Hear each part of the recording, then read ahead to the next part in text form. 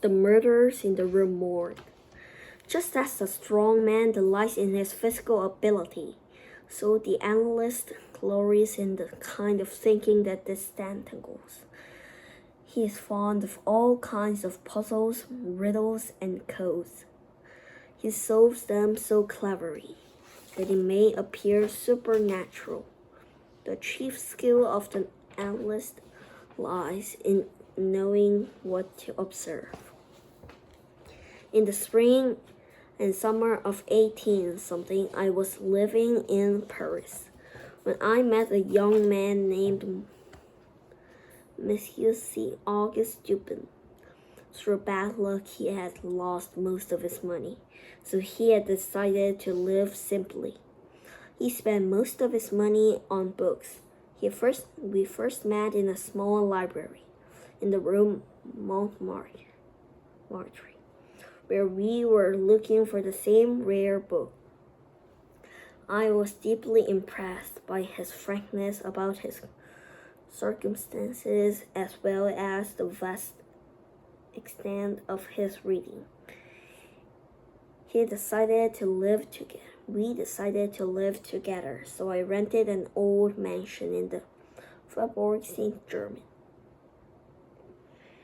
I could not help noticing and admiring Dupin's analytical ability. He boasted that most men wore windows in their chests, where their thoughts could be seen. Several times he startled me by appearing to read my mind, and decreased my astonishment only a little by retracing the chain of his observations and conclusions. One evening, as we were reading the Gazette des Tribunaux, our attention was caught by the following story: Extraordinary Murders.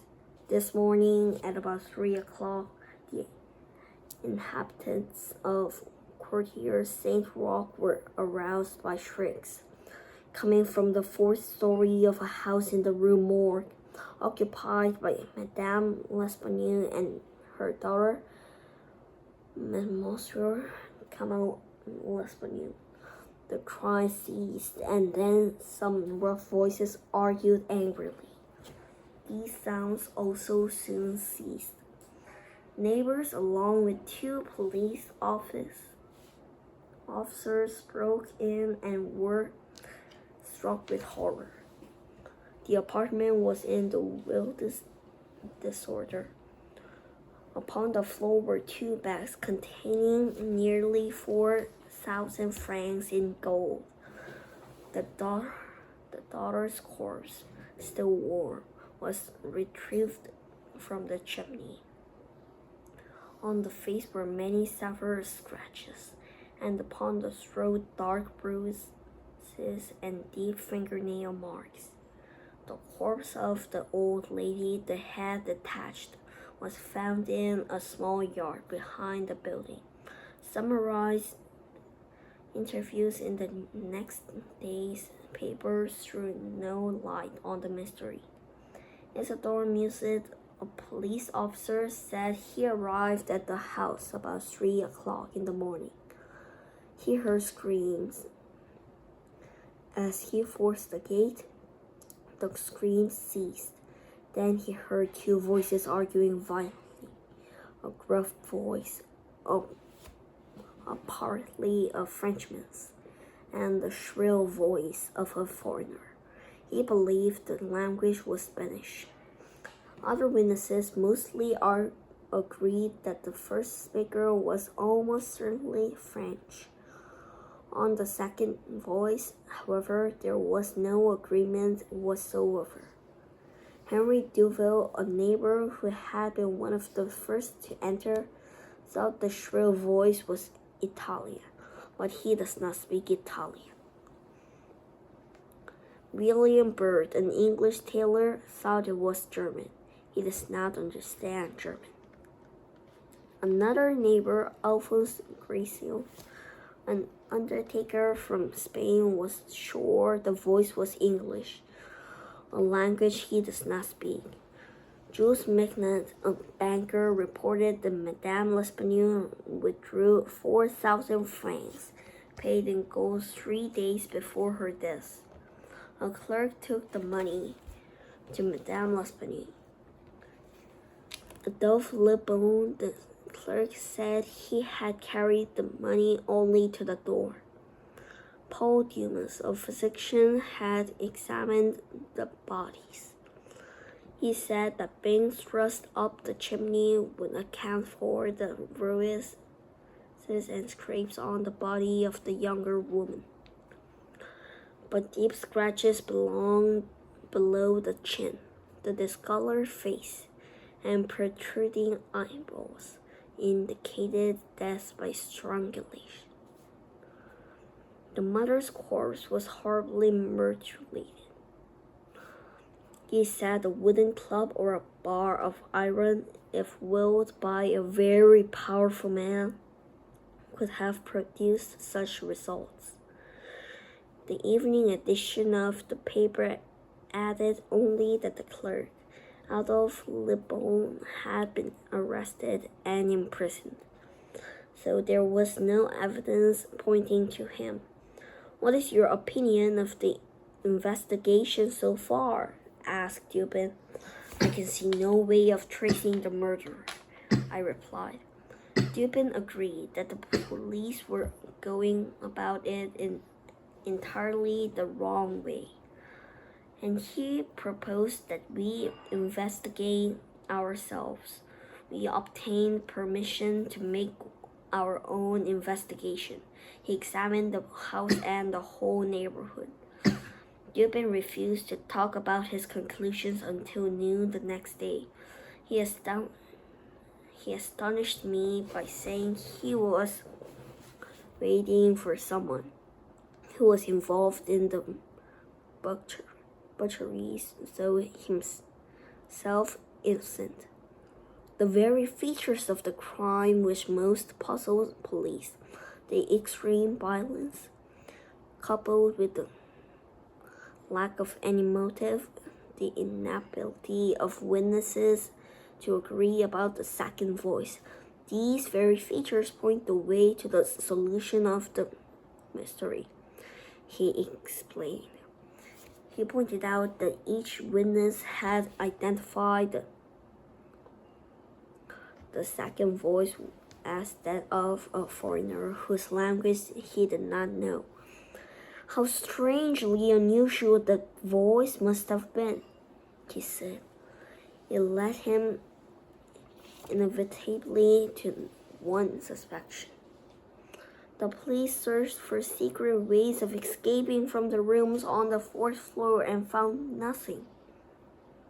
The locked doors and narrow chimneys had to be ruled out, leaving only the 2 windows in the front room. Both were closed. A large hole had been drilled through each window frame, and a very stout nail had been inserted. Even after removing the nail from the first window, police were unable to open it. They were therefore certain that access was impossible. I myself was not convinced, he said. On closer examination, I discovered 2 things the police had missed. First, the windows were kept from opening by a concealed spring. When I removed the nail and pressed the spring, they opened easily. Furthermore, I found that the nail holding the second window closed had broken and become rusty, so the window could be opened from the inside yet appear fastened. When I opened it and let it close again, the hidden spring caught it and fastened it securely again. He pointed out that the open trellis, the sign of the window shutters, would provide excellent handholds, and were within 2 feet of a lightning rod reaching to the ground. Also, entering and leaving the 4th floor room in this manner would have been difficult to hazardous. it would not have been impossible. Dupin summarized his conclusions. The peculiar voice that spoke in no known language, the astounding agility, and the absence of a motive. After all, no thief would leave behind 2 large bags of gold. He then turned his thoughts to the brutal violence of the murders and the superhuman strength displayed. To stuff a body up a chimney was not the act of an ordinary man, he observed. A madman, I guessed. Even madmen are of some nation, and their words, however senseless, are spoken in recognizable syllables, Dupin replied. Besides, the hair of the madman is not like what I now hold in my hand. And he displayed a little tuft of tawny hair taken from the regularly clutched fingers of Madame L'Espanaye. It was not human.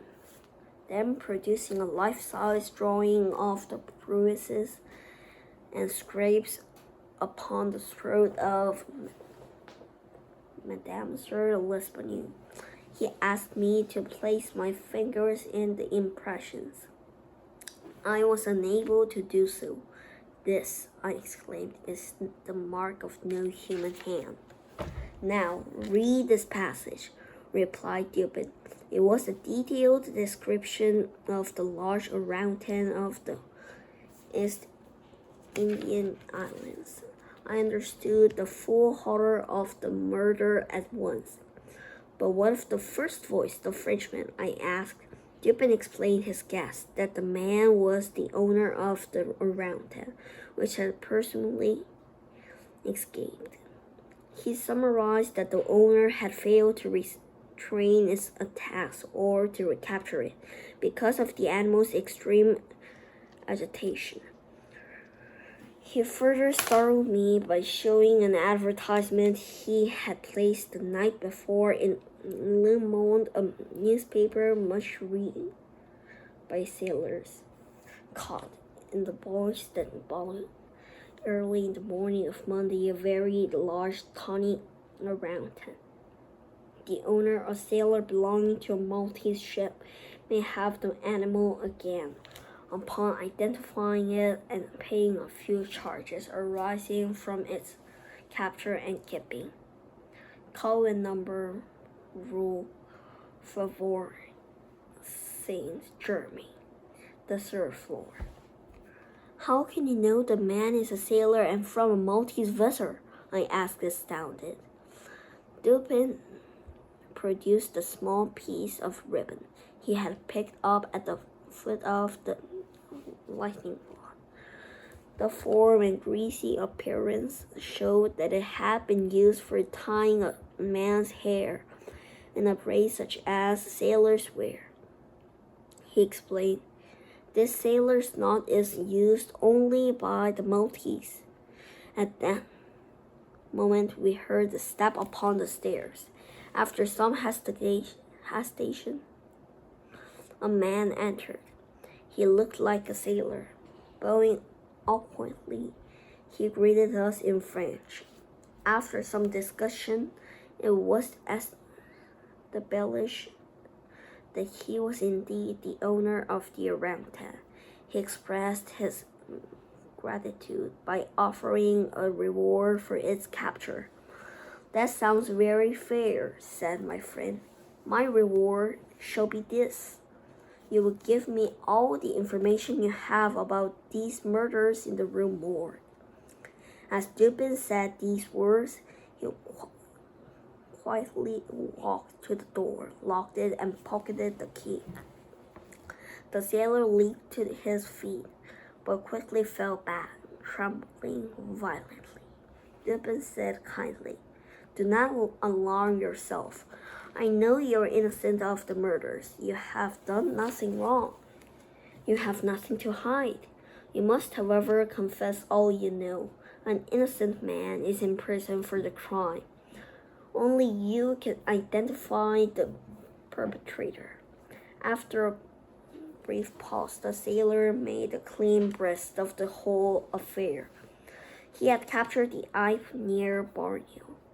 He intended to keep it only until a splinter in its foot had time to heal. Then he planned to sell it. Then one night he returned home from a sailor's party. He found that the ape had escaped and also had found his razor and was attempting to shave itself. He tried to subdue it with a whip, but he had left the bedroom door open, and the animal escaped through an open window in the hall. In despair, he tracked the ape through the streets of Paris. He was just close enough to see it climb the lightning rod of the house and swing into a fourth-floor window. He rejoiced, thinking that he could soon recapture the animal, and followed it into the house to prevent it from doing any damage. With some difficulty, he climbed the lightning rod. He nearly fell with horror at what he saw. The giant animal had seized Madame L'Espagnole by the hair and was attempting to shave her. Her screams and struggles turned its playfulness to rage. With one sweep of its muscular arm, it nearly severed her head from her body.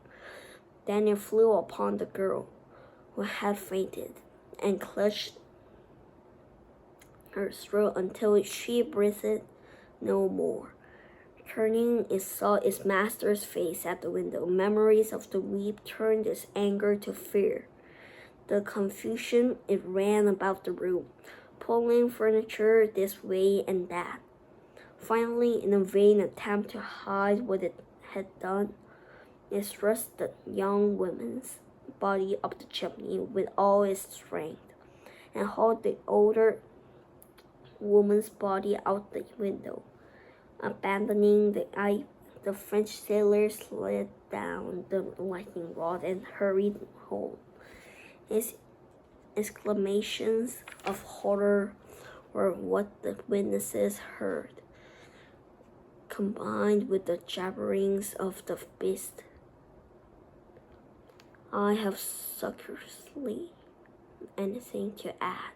The ape was eventually recaptured by its owner and sold for a good sum of money to a zoo. Le Bon was instantly released when we told the true story of the murders in the Rue Morgue to the police. The chief of police was less grateful than might be supposed, indulging in some sarcastic remarks about people not minding their own business. Let him talk, said my friend Dupin. I am satisfied in truth. It is not surprising that he failed. He was too cunning to be profound. He excels at denying the which does exist and explaining the which does not. Okay, very nice. 자, 지금 이 단계에 몇 번 뒤부터는 뒷부분의 문제 부분이 문제를 풀고 그 다음에 그 드라마 클럽에서 했던 것처럼 영화인데요. 드라마 클럽에서 우리 뒤에 풀었잖아. 해석 한쪽은 해석이고 한쪽은 영어돼 있고 빈칸 그거 이미 있잖아. 아니 그거 말고 드라마 클럽 우리 지금 했던 페이지처럼. 응? 네. 이게 좀 달라진다고 형식이. 그 책에서는 그런 식으로 풀어놔야 돼. 네. 오케이.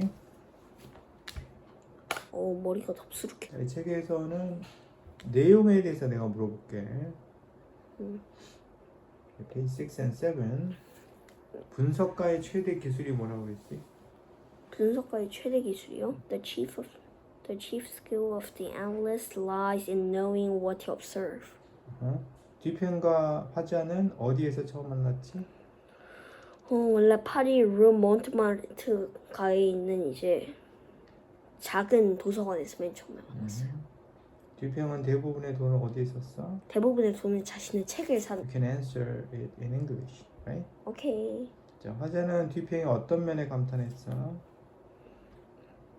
He was deeply impressed by his frankness about his circumstances as well as the vast extent of his reading. Okay, page 8. How was the apartment? The apartment was in the wildest disorder. Upon the floor were 2 bags containing nearly 4,000 francs in gold. Where was the daughter's body found? The daughter's corpse, still warm, was retrieved from the chimney. And on the face?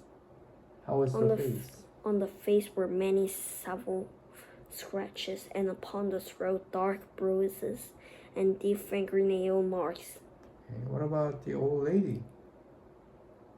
The corpse of the old lady, the head detached, was found in a small yard behind the building.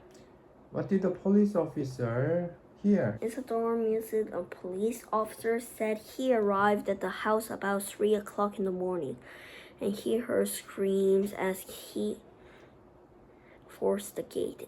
The screams ceased. Then he heard 2 voices arguing violently, a gruff voice, apparently of Frenchmen, and the shrill voice of foreigners. And he believed that the language was Spanish. Did other witnesses agree with the police officer? No, other witnesses mostly agreed that the first speaker was almost certainly French, but on the second voice, however, there was no agreement whatsoever. How much money did Madame withdraw 3 days before her death? Jules Magnet, a banker, reported that Madame L'Espagne withdrew 4,000 francs paid in gold 3 days before her death. Okay, page 10. What did Paul Dumas, a physician, said about after he examined the bodies? Paul Dumas, a physician, had examined the bodies. He said that being thrust up the chimney would account for the bruises and scrapes on the body of the younger woman. But deep scratches below the chin, the discolored face, and protruding eyeballs indicated death by strangulation. The mother's corpse was horribly mutilated. He said a wooden club or a bar of iron, if wielded by a very powerful man, could have produced such results. What features of the crime could point the way to the solution of the mystery? Pardon? What features of the crime could point the way to the solution to the mystery?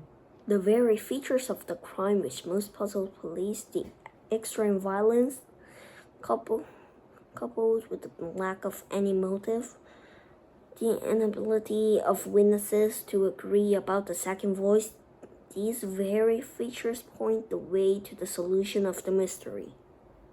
Why were police sure the exit was impossible?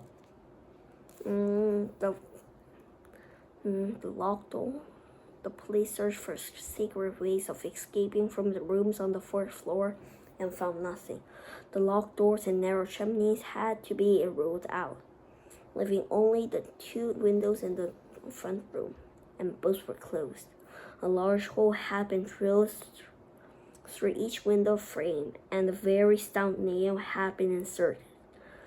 Even after removing the nail from the first window, police were unable to open it.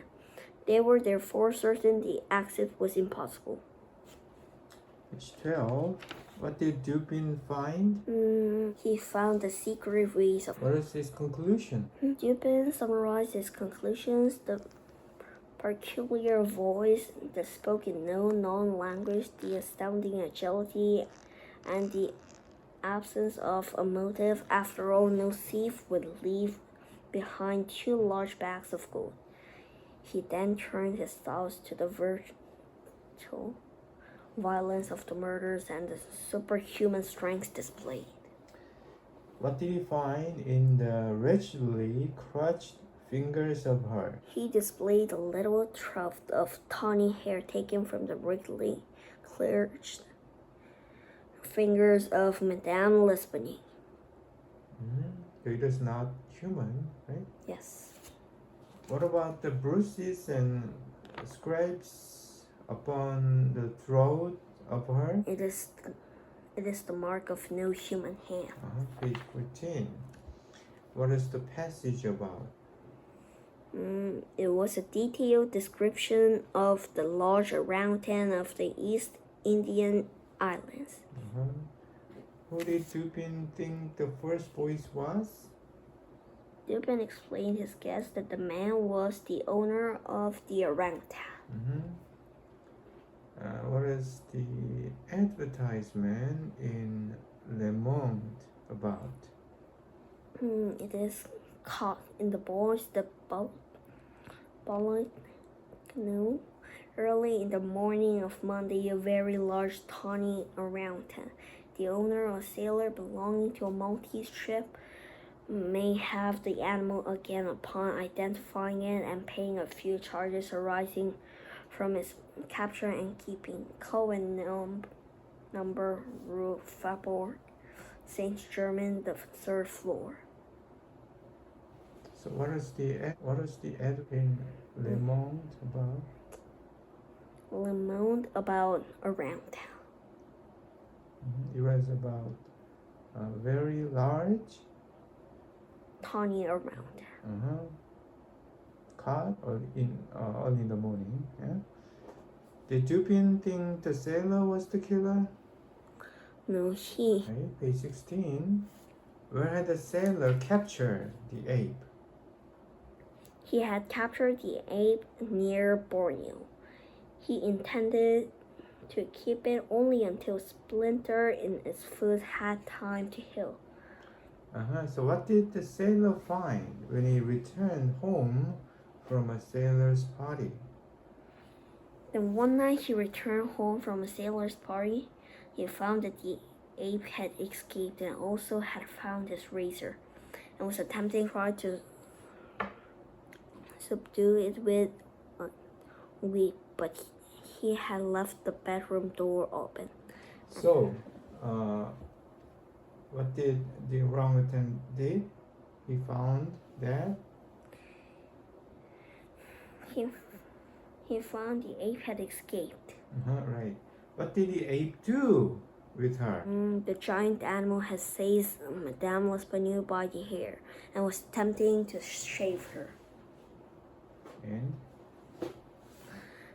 And with one sweep of his muscular arm and nearly served her head from her body. And what did he do about her daughter? Then it flew upon the girl who had fainted and clutched her throat until she breathed no more.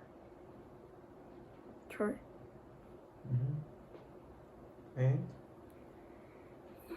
And thrust the young woman's body up the chimney with all its strength, and hauled the older woman's body out the window. Page 18. Whose was the second voice? The second voice was Was Le Bon released after all? Yes, Le Bon was instantly released when they told the true story of the murders in the Rue Morgue to the police. What did Dupin think the chief of police was good at? He thinks he was too cunning to be profound. And he excels at denying the witch does exist and explaining the witch does